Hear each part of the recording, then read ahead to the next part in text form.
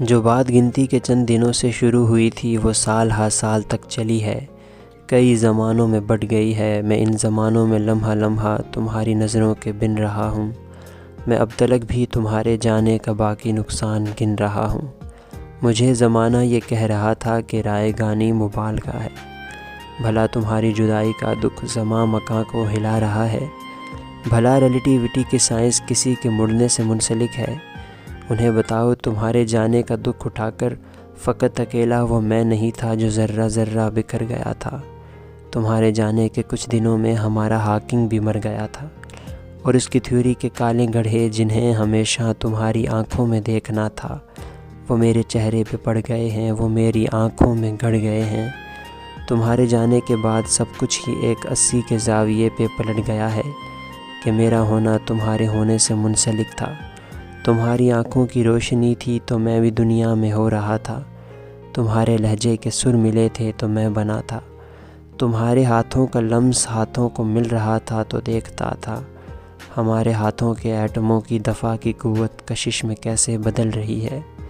پر اب تمہاری نظر کہیں ہے، تمہارا لہجہ بھی اب نہیں ہے، تو تم بتاؤ میں کس طریقے سے اپنی ہستی کو نیستی سے جدا کروں گا۔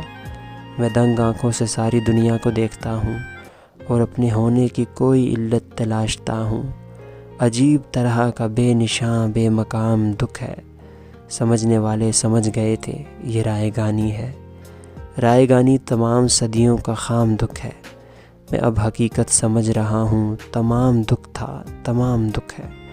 تمہیں بتاؤں کسی کے ہونے کا کوئی مقصد کوئی معانی کہیں نہیں ہے۔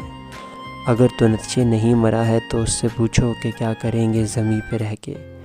پلے بڑھیں گے، بقا کی خاطر لڑیں مریں گے، پھر اپنے جیسے کئی جنیں گے اور اس جہاں سے نکل پڑیں گے۔ جنہیں جنیں گے وہ سب کے سب بھی یہی کریں گے، لڑیں مریں گے، پلیں بڑھیں گے، پھر ان کے بچے اور ان کے بچے۔ یہ کیا تماشائے ہائے ہو ہے، یہ زندگی ہے تو آخ تو ہے۔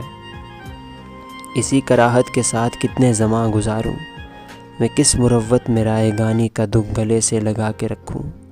تمہیں بتاؤں کہ یہ اذیت بھی بے پناہ ہے، میں ایسی حالت میں جس جگہ جتنے دن رہا ہوں، میں اب تلک بھی تمہارے جانے کا باقی نقصان گن رہا ہوں۔